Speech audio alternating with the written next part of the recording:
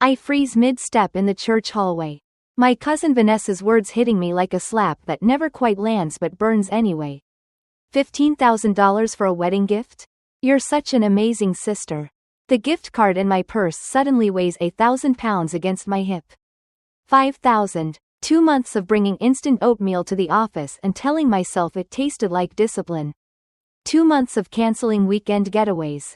Deleting saved tabs labeled, cottage with bay window, open house, and nodding at my own reflection when I said out loud, "It's worth it. Mia will remember this forever." I smile at Vanessa because that's what I'm trained to do, cheeks, eyes, tone, the holy trinity of PR composure. Don't worry about it. I manage. And my voice is steadier than my ribcage feels. She squeezes my arm with the earnest gratitude people reserve for saints and high-limit credit cards. Then swans away, leaving a fizzing trail of Prosecco and expectation behind her. The bathroom door is heavier than it has any right to be. I lock the far stall and stare at my shaking hands as if they belong to a stranger. 5,000 is a lot. 15,000 is a mortgage choice. I pull up my bank app anyway. As if numbers might start behaving differently under fluorescent lighting. They don't. The confirmation email for the gift card blazes back at me. $5 in bold black type. The ink of reality. A memory rises like steam. Brunch last Sunday. My mother, Eleanor, stirring cream into her coffee with the elegant hostility only certain women master. With your PR salary. Darling, everyone expects something substantial. Substantial. She'd rolled the word in her mouth like it had an extra syllable. Mia, in this family we pronounce it as Mea even though it looks like Mia, had nodded along as if keeping beat at a recital. Jenny's sister gave 20 for her wedding. She said lightly, like reciting weather. I'd mentioned my 5, watched the disappointment slide across their faces like a cloud over the sun. The conversation moved on, but the expectation sat there. A place card with my name on it at a table I had not RSVP'd to. Breathe. Amelia. In for 4. Hold for 4. Out for 6. Box breathing. It's a trick I've taught founders before IPOs and actors before live interviews. My palms press against cool metal. When I lift my head, the mirror gives me my public self. Amelia Allen, 31. Dependable. Burgundy dress fitting like a decision. Lipstick sharp. Hair pinned into a structure that could withstand wind and relatives. But the eyes are mine. And behind the comma pilot light burns blue. Controlled fury. I wash my hands. Reapply lipstick. Press my smile into place like a stamp. Not this time. The rehearsal dinner has a particular hum only certain rooms achieve. Clinking glass. Polite laughter. The sound of money being justified by memory making. I find them at the head table. My mother and my sister. Heads together in what looks like closeness and smells like strategy. They look up in twin smiles that have been rehearsed since we were old enough to be compared. The wedding planner slides in as if prompted by lighting cues. Miss Allen, your mother mentioned you'd like to announce your gift at the reception. She holds a clipboard like a shield. My mouth smiles. My voice changes. Actually, could you add me to the toast list? Before my mother. Her pen moves. Competent. Unquestioning. Of course. Right after the father-daughter dance. Perfect. I say. And feel the words settle into my spine like a vertebra I didn't know I was missing. Back in my hotel room. I kick off my heels and they ricochet across beige carpet. One clatter for each time I have funded family emergencies that never remembered my birthday. My mother's text pops up. Confetti without the app. Don't forget your speech tomorrow. Everyone's so excited about your generous gift. I turn the phone face down like it can feel shame. The laptop's glow turns the room into an interrogation box. I open the spreadsheet I never meant to keep but did. Because truth needs a ledger when memory is soft. $4,700 for dad's knee surgery co-pays. $7,200 for roof repairs when your father's pride can't handle contractors who don't take cash. $11,340 for Mia's Barcelona semester when Wanderlust outranked practicality. $3,890 when her car died in wisps of righteous smoke on I-95. $5,450 for the anniversary cruise that, my mother said, would reset their marriage. Below it all, The sum like a judge's gavel. $47.380 in 3 years. Money I had translated directly into their comfort while my own life rearranged around the absences. Kate calls. She is the friend you choose on purpose and then choose again when the world pushes you toward people you didn't. What happened? She asks. And I tell her. There's a silence that means she's angry on my behalf. Mel, she says finally, voice low and crisp. That's financial abuse. The words hang in the room like oxygen. I've lived this so long I forgot it had a name. If I don't do it, I say, I'll look like the villain. Only to people who benefit from you being the hero. She counters. Make a different story. After we hang up, the phone buzzes again. Mom. Again. Melia. Darling. Just confirming your moment tomorrow. 15,000 means so much, since Mia was born on the 15th. You know, I picture her arranging meaning like flowers. Pinning sentiment to obligation. I never agreed to 15. I say. The pause is a tick in the line. Well, that's what we've told everyone. She replies. Tone switching from sugar to starch. Perception is reality. My profession's mantra. Used like a leash. I open social media with a dread I dress up as curiosity. Vanessa has tagged me. So proud of my cousin at Melia Allen for her incredible $15,000 wedding gift. Hashtag family goals. Hashtag best sister ever. Hearts float in a parade I didn't consent to. I think of etiquette blogs I've ghostwritten for executives, guides on weddings. Gifts. Tact. The quiet power of handwritten notes. The best gifts are proportionate, thoughtful, and within the giver's means. I have typed for other people's reputations. The hypocrisy stings. I pull hotel stationery close and begin to draft. Cross out. Redraft. The trick is not to sound angry when you are done apologizing. The trick is to be clear. I call the DJ. Confirm the order of toasts. I slide a revised note card into my clutch. Then I take out the leather photo album I assembled in the guilty hours between spreadsheets and sleep. Photos of Mia and me with our grandmother. Of sandcastles and first days of school. Of our father before he turned into a spectator at his own life. Of our mother in the days when her standards felt like scaffolding instead of cages. Inside the cover, I write, money disappears. Furniture breaks. But these memories are our true inheritance. My hand steadies as the line ink dries. I sleep like a person who has finally stopped negotiating with the tide. Morning arrives with the softness of hotel sheets and the sharpness of Aunt Carol's perfume. 15,000, she whispers as if confiding a prayer. When my daughter got married, her brother gave her a blender. I smile, sip a mimosa that tastes like apologizing in bubbles, and watch my mother across the room. She rearranges chairs and expectations with equal precision. Mia laughs with her maid of honor. Cheeks flushed, eyes avoiding mine. Love can be real and still coercive. Two things can be true at once. At the salon, Mom holds court. My Melina always comes through for family. She purrs. The stylist pins my hair tight enough to feel like a thought I no longer want. The wedding planner sidles up and hands me a folded note, from your mother. I could write it myself. Your announcement right after father-daughter dance. Perfect timing for maximum impact. I picture my mother mapping the room like a war table. Guest lists and moments. Influence and optics. Something inside me doesn't snap, it seats itself. In the bridal suite, I flip through the album again. There I am at 10. Chin up, spine a line, standing between Mia and a boy who made her cry. I'd forgotten that version of me existed. The child who knew how to say, "That's enough," before she learned, "That's fine," keeps people comfortable. Grandma's voice comes back, soft and steel. Honesty is the only gift that never breaks.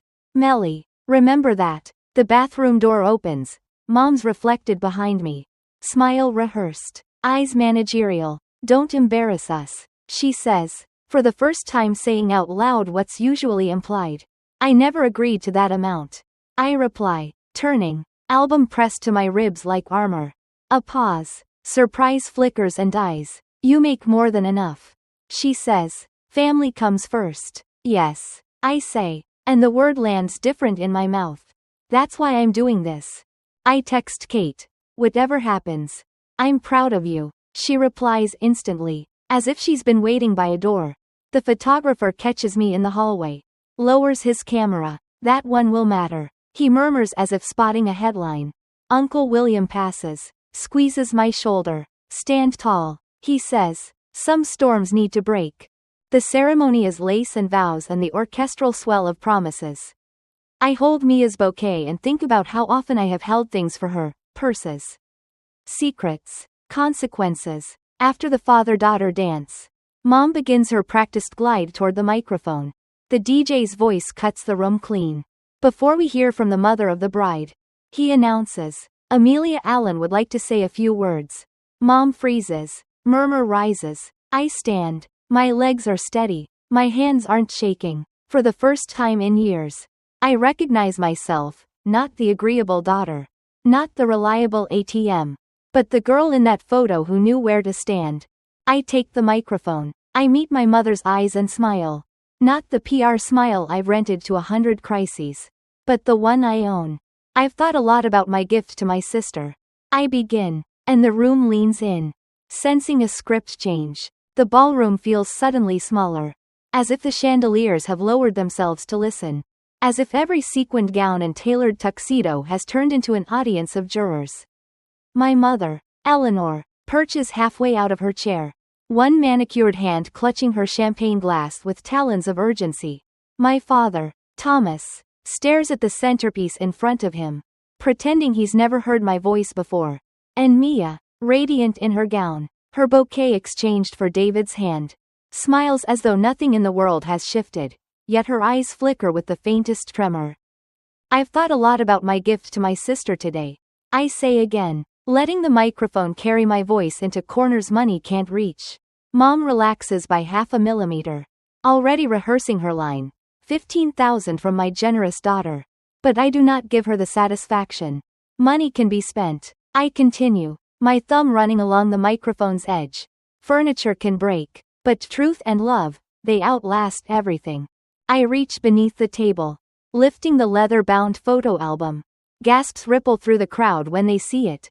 Not the envelope of checks or cards stuffed with bills they expect, but something too solid, too personal. I walk toward Mia, the room silent except for the click of my heels on marble. This album holds our real inheritance. Not dollars, not obligations, memories. I open to the first page. 2 little girls. Sand sticking to their skin. Buckets overturned on the Cape Cod shore. Remember this? I ask softly, showing Mia the picture of her 7-year-old self grinning with gaps in her teeth. You were afraid of the water. I taught you how to float. That gift didn't cost 15,000. But it mattered. A tear streaks down her cheek. Mascara smudging the perfection. Around us, the ballroom breathes in unison. Aunt Judith whispers something to Uncle William. He nods with that same quiet approval he's always had when I dared to defy Mom. Murmurs grow into something heavier. The kind of recognition that can't be undone. This, I say, placing the album gently in Mia's trembling hands, is worth more than money. Build your marriage on honesty, not on forced sacrifice. Applause begins tentatively, then grows, until half the room is on their feet. Not standing for me exactly, but for the truth that slipped through polished surfaces. The photographer's flash catches Mia's tear-streaked face. The album clutched to her bodice. And me, posture straight, not shrinking. My mother's smile stiffens, cracking at the edges like old porcelain. She tries to move toward the microphone, but the DJ subtly blocks her. The applause drowns out her protests. The narrative sliding out of her hands for the first time in years. Later, when the music resumes and the clinking of glasses returns, I sense the shift. People approach me with words that carry weight. Mrs. Robertson, Mom's bridge partner, squeezes my elbow. About time someone in this family spoke honestly. She murmurs, loud enough for Eleanor to hear. Uncle William lifts his glass in my direction, his eyes proud. Mia finds me by the cake table, album tucked under her arm like a lifeline. Her face is blotchy, makeup repaired in haste. You made me look terrible, she whispers, but there's no fire in her voice. Only exhaustion. No, I replied gently. I gave you the chance to be better. Her gaze drops to the album, fingers brushing the cover as though it burns. For the first time. She doesn't have a quick answer. But Eleanor does. She intercepts me near the dance floor. Her smile a mask stretched too thin. You humiliated us in front of everyone. She hisses. Her grip on my wrist sharp enough to bruise. That speech. That photo album. What were you thinking? I was thinking about honesty. I answer evenly, shaking her off. The calm in my voice unnerves her more than shouting ever could. Thomas materializes behind her, jaw clenched, eyes darting like a man searching for an exit. Your sister deserves better than this scene, he says, tone rehearsed. Better than being lied to? I ask, raising an eyebrow. My voice doesn't rise, but it cuts. Better than being told her sister could afford something I never promised? Eleanor's nostrils flare. Family comes first. She snaps. Louder this time, drawing curious glances. Family does come first. I agree, pulling a folded paper from my clutch. The spreadsheet. Rows of figures. Sacrifices rendered in ink. I hold it up between us like a mirror. That's why I paid Dad's medical bills. Why I funded your roof. Why I covered Mia's semester in Barcelona. $47,000 in 3 years. A year of my life. Her face drains of color. Then flushes scarlet. That's private, she hisses. Private until you made it public. I counter. My words steady. You told this room a lie. I'm telling them the truth. Nearby guests are no longer pretending not to hear. Murmurs spread. Faces turning our way. Mia steps closer. Her gown swishing softly. Mascara streaks betraying her. Mom, she whispers. Voice breaking. Is it true? Eleanor glares at me. Then at her youngest. Her composure fraying like lace at the seams. I won't stand here and be accused by my own daughter. She announces. Too loudly. Before storming toward the exit. Her heels crack against the marble floor like gavel strikes. Thomas follows. Silent as always. The music falters. Then resumes awkwardly. Conversations restart in hushed tones. I stand, breathing evenly, the weight gone from my shoulders. For the first time in years. I don't feel owned. Uncle William approaches, clinks his glass gently against mine.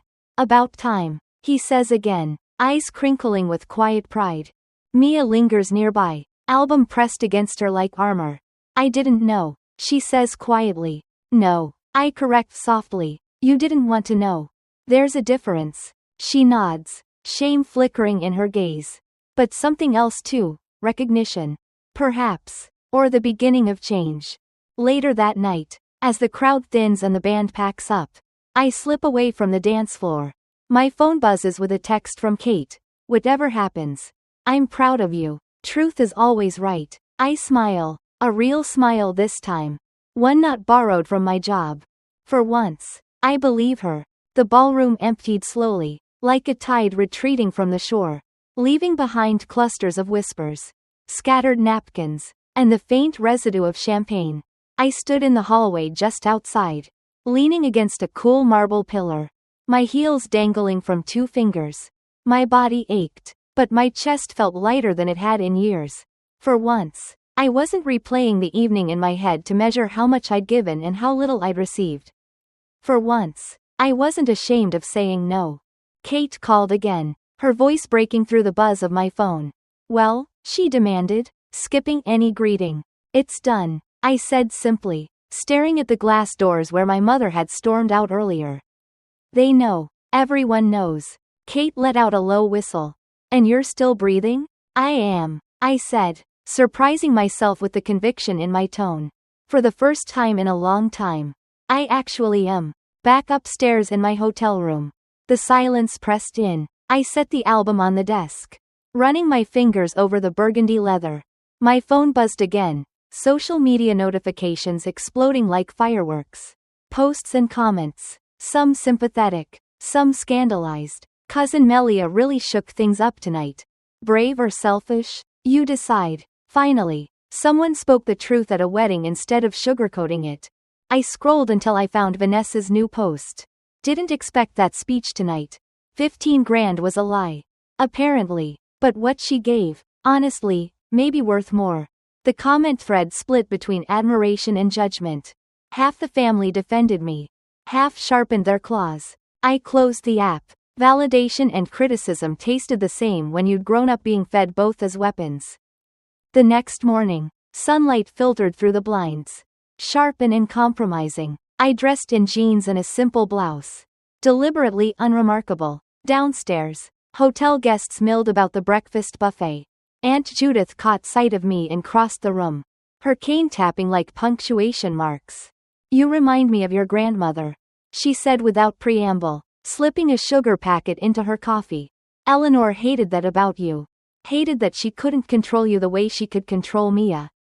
I blinked, startled. Grandma always told me honesty was the only gift that didn't break. Judith's lips twitched. She was right. Don't forget it. When I returned to the ballroom to collect the last of my belongings, I found Mia alone, sitting at the head table, the photo album open in front of her. Her veil was gone, her hair tumbling around her face. Mascara smudges still visible despite repair attempts. "You blindsided me," she whispered without looking up. "I told the truth," I said, my voice even. "That shouldn't be a surprise." Her fingers traced the photo of us as children, hand in hand, grinning at the lake house. "I didn't know about the roof repairs, or Dad's surgery, or the cruise." "You didn't want to know," I corrected gently, the words echoing from last night.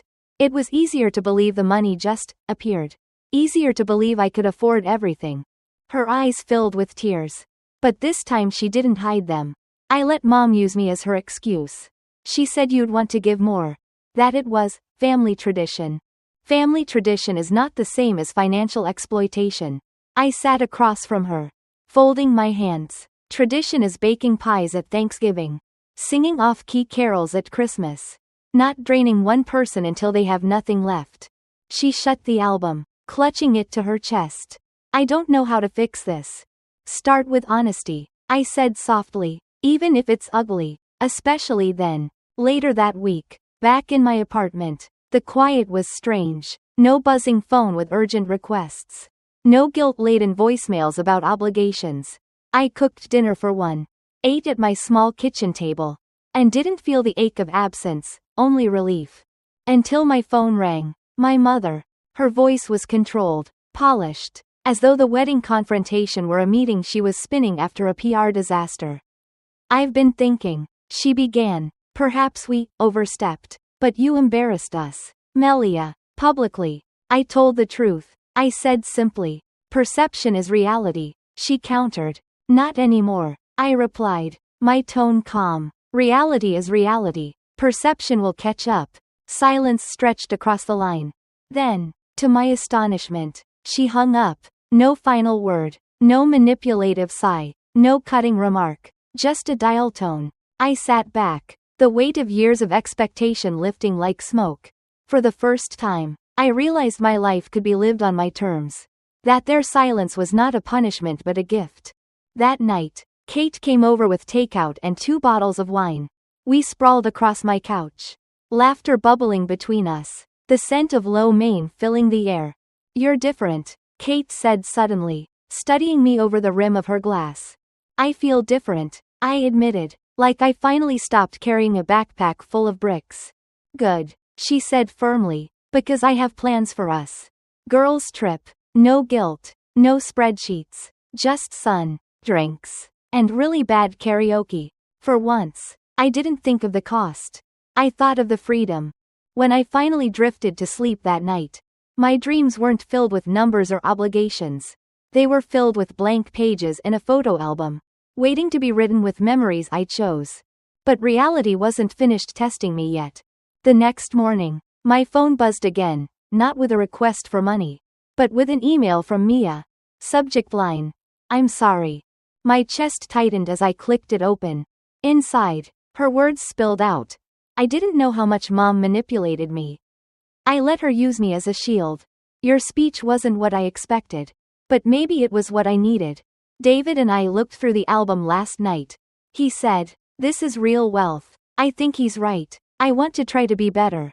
I hope you'll let me. I read it 3 times. Tears pricking my eyes, before setting the laptop aside. For the first time in years, I felt the faintest thread of hope weaving itself through the ruins. The letter from Mia sat on my kitchen counter for 2 days. its folded edges softening with every reread. The words lived in my chest like a stubborn echo. I want to try to be better. They weren't a promise. Not exactly. But they were something I'd never had from her before: admission, recognition, and maybe, just maybe, the seed of change. Saturday morning. I brewed coffee strong enough to anchor me, opened my laptop, and began drafting a reply. My fingers hovered over the keys longer than they should have. Finally, I typed, "Thank you for your honesty. That's more valuable to me than any repayment plan. If you want to rebuild something between us, I'm willing. But it has to be based on truth this time." I hesitated before pressing send. Then I did it anyway. Later, Kate dragged me out for brunch at a little cafe tucked into a corner of downtown Portland. The kind of place with exposed brick, mismatched mugs, and blueberry pancakes so thick they looked like edible doorstops. She toasted me with her mimosa. "To boundaries," she declared. "To boundaries," I echoed, though my voice trembled a little. Setting boundaries felt like walking a tightrope without a net. Halfway through our meal, my phone buzzed. A voicemail from my father. I stared at the notification like it might combust. I hadn't heard his voice without my mother hovering in the background for years. With Kate watching, I put it on speaker. "Melia," his voice began, hesitant, gravelly. I wanted to say, thank you. For what you said at the wedding. Your mother's not easy. Never has been. I should have stood up more. For you. For Mia. I'm sorry." A pause. The sound of him clearing his throat. "I don't expect forgiveness overnight. But maybe we could talk. Just us." The message ended, leaving silence at our table. Kate blinked at me. Well, didn't see that coming. Neither had I my father. The man who had perfected the art of silent retreat. Breaking rank with my mother? It rattled me in a way I hadn't expected. That evening, I found myself staring at my phone again. I dialed before I could overthink. He answered on the second ring. "Melia," he said, almost like relief. "Dad," I replied carefully. "You called." "I did," he admitted. "Your mother thinks I'm at poker night." I almost laughed. Rebellion at 62? Better late than never, he said, and for the first time in decades. We both laughed. The conversation was awkward, full of long pauses and careful steps. But it was also real. He asked about my job. Actually listened to the answer. And didn't once mention money. When we hung up, my heart felt lighter. Not healed, not whole, but lighter. Days turned into weeks. I started therapy on Kate's urging. Sitting in a soft chair across from Dr. Marshall, who had kind eyes and a disarming habit of waiting out my silences. "You were conditioned to equate love with sacrifice," he said during our second session. "That kind of conditioning doesn't dissolve overnight. But recognizing it, that's the first unshakable step." At work, I found myself saying no more often. No to the colleague who always dumped last-minute projects on my desk. No to the client who expected midnight emails. Each no was terrifying, but each no was also a brick pulled from the wall I'd been trapped behind. One Thursday evening, Mia called. Not a text, not an email, a call. I almost didn't pick up. But curiosity won. "Melia?" Her voice wavered. "I wanted to invite you to dinner. Just me and David. No mom, no dad, just us." I hesitated. "Why?" "Because I want to show you I mean it," she said. "That I'm serious about trying." Against every instinct honed by years of manipulation, I said yes. Dinner was awkward at first. David fussed over the pasta sauce. Mia fiddled with the napkins. And I sat stiffly, waiting for the ask that never came. Instead, we talked about her new job at the marketing firm. About David's ridiculous obsession with restoring vintage motorcycles. About my recent campaign for a tech client. For once, conversation wasn't currency. After dessert, Mia disappeared into the living room and returned with the photo album. "We keep it on the coffee table," she said softly. "David looks at it more than I do. He says it reminds him that money can't buy the good stuff." She paused, biting her lip. "I owe you an apology, Melia. For Barcelona. For the car. For letting mom push me into things I should have stopped. I don't expect forgiveness right away. But I wanted you to hear me say it." I stared at her. At the sister I'd both loved and resented for years.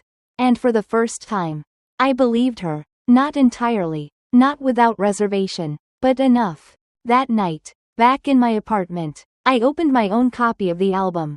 On a blank page, I taped a new photo, Mia and me, clinking wine glasses at her apartment table. Tentative smiles on our faces. Not perfect, but real. I left room for more. Weeks later, when the phone rang again, I expected another demand. Instead, it was my mother. Her voice was quieter than I'd ever heard it. "I've been thinking about what happened at the wedding," she said slowly. "I never saw how much pressure we put on you. I thought it was normal." My fork hovered over my salad. "Thank you for saying that," I replied carefully. "If we're going to build anything new, it has to be based on respect. No more performances. No more demands." A pause. "I'd like that," she whispered. I didn't know if I believed her yet. But it was a beginning. That evening, I added another photo to the album. A recent family dinner, tentative. Quiet. Nobody mentioning money. Nobody implying obligation. Just conversation. Sometimes awkward. Sometimes halting. But honest. On the first page of the album, I wrote a new inscription in neat, deliberate script. "The true wealth of family is measured in honesty, not dollars." For the first time in my life, I believed it. The weeks after that conversation with my mother were strange. Like learning to walk on land after years underwater. For so long, my family's expectations had wrapped themselves around my choices like vines, pulling me toward sacrifice after sacrifice. Without them tightening every decision, the air felt thinner, sharper, and every step forward felt unfamiliar. Work was the first place I noticed the change. When a client pushed for an impossible deadline, I didn't stay until midnight polishing their press release. I told them no, and instead of the world collapsing, something better happened. They respected me more. My boss even pulled me aside a week later. "You've been clearer lately," she said, eyes narrowing thoughtfully. "Less accommodating." I like it. Her approval didn't feel like oxygen the way my family's once had. It felt like validation of something I already knew to be true. Kate beamed when I told her. "Boundaries look good on you," she said, raising her coffee cup like a toast. "You're taller with them. But boundaries don't erase history." At night, I sometimes dreamed of the wedding. Of my mother's face frozen in fury. Of Mia's tears glistening as she clutched the album. In those dreams, I always woke up before the applause. Heart hammering as if the truth had never actually been spoken. Therapy helped. Dr. Marshall had me write letters I never sent, letters to my mother. My father, even to Mia. Some were raw with anger. Others surprisingly tender. One ended with a line that surprised me. "I don't just want freedom from you. I want freedom to be myself." One rainy Friday evening, as I curled on the couch with tea, my phone buzzed. A video call from Mia. I answered hesitantly. Her face filled the screen. Hair pulled back. No makeup. Eyes rimmed with fatigue. "Can I show you something?" she asked, turning her phone toward the living room. The album sat open on the coffee table. On the new blank pages, photos had been added. Her and David at their honeymoon in the Rockies. A candid shot of them laughing over burnt pancakes in their apartment kitchen. "We're filling it," she said softly, "the way you told us to." Emotion hit me unexpectedly, sharp and warm. "Good," I managed, my throat tight. "That's what it's for." She hesitated. "Mom came over yesterday. She saw the album. She didn't say much, but she cried. I don't think I've ever seen her cry like that." My heart clenched. Eleanor crying was like stone breaking. It wasn't something the world prepared you for. I didn't know whether to feel satisfaction, sorrow, or fear. Maybe all three. The following Sunday, my parents invited me to dinner. I almost didn't go, but curiosity nudged me. Their house was the same as always, the faint smell of lemon polish. The tick of the grandfather clock in the hall.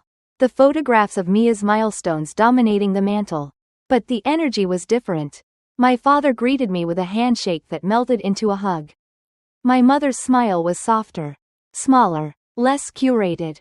Dinner was quiet. No one mentioned money. Not once. Instead, they asked about my work. About Kate. Even about the little bungalow I'd been eyeing. You should get it, Dad said, surprising me. A place that's yours. Not just four walls, but your sanctuary. His voice wavered slightly, and for the first time, I believed he wanted that for me. After dinner, Mom pulled me aside. I've been reevaluating, she admitted. Your speech, it made me look at myself. At what I taught you girls. She paused, fingers twisting together, uncharacteristically unsure. I convinced myself I was building tradition. But really, I was building pressure. I'm sorry. The apology was imperfect, fragile, but real. I nodded, unable to summon words through the lump in my throat. That night, back in my apartment, I added another photo to my album. A candid one Kate had snapped at dinner, my mother and I sitting side by side. Not smiling for the camera. Just talking. Honest. The inscription on the first page felt truer every day. The real wealth of family is measured in honesty. Not dollars. Still, change is rarely smooth. A week later, a cousin messaged me. Word is, your mom's still telling people you gave $15,000. At Bridge Club, she says you changed the delivery at the last minute. My hands clenched around my phone. Anger flared, sharp, immediate. I called Kate. She hasn't changed. I spat, pacing my apartment. Maybe she hasn't, Kate said calmly. Or maybe change takes more than a month. People relapse into old habits all the time.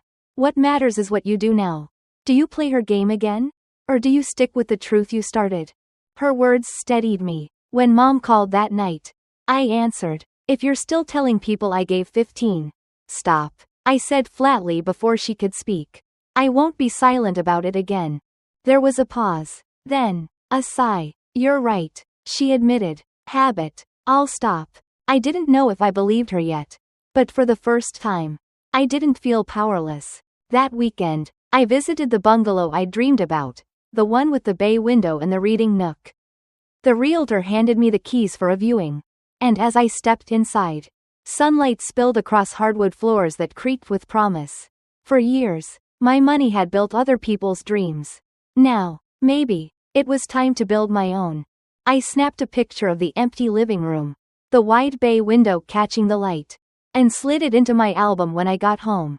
A blank beginning. For the first time, the future felt like mine. The bungalow became my quiet obsession.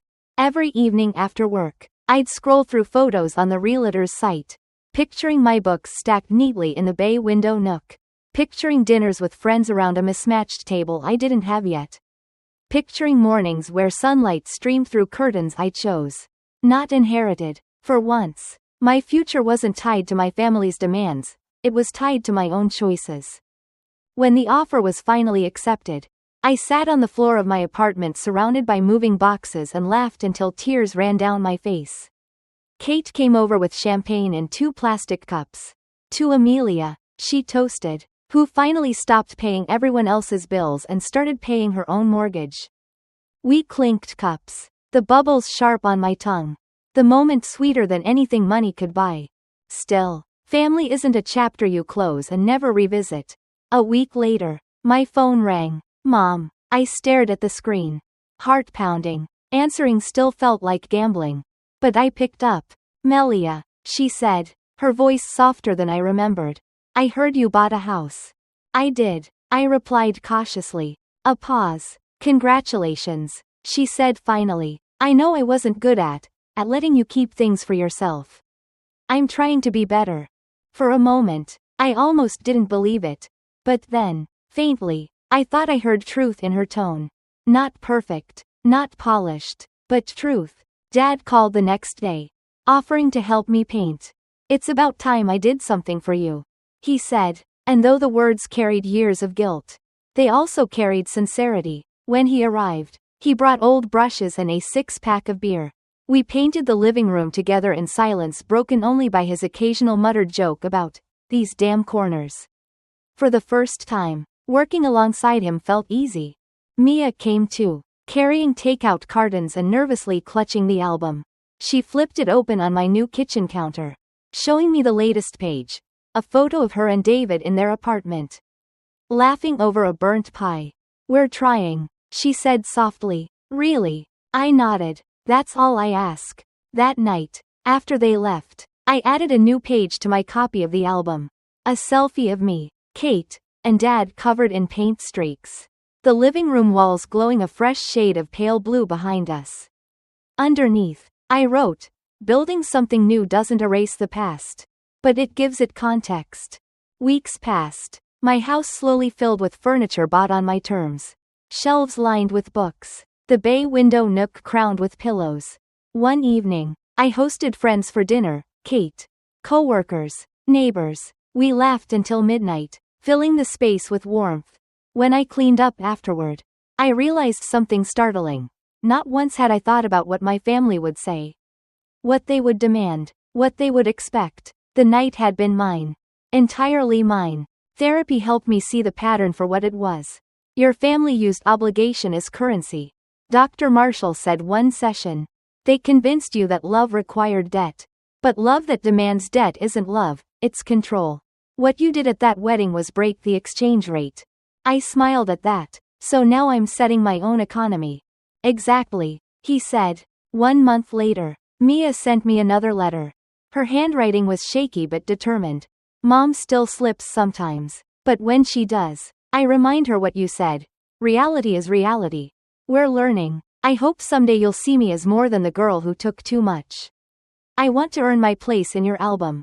I tucked the letter between two photos, one of us as children at Cape Cod. Another of us as adults at her wedding. Mascara streaks visible but real. Maybe that was the point, not perfect, but real. The last page of my album remained blank for weeks.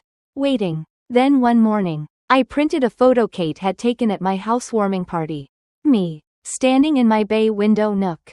Sunlight framing me. A smile not practiced or polished but genuine. I slid it into place. On the inside cover, beneath Grandma's old inscription, I added my own. Sometimes the most valuable gift isn't money, or sacrifice, or even forgiveness. It's the courage to live your truth out loud. As I closed the album, I realized something. For years, my family had measured me by what I could give them.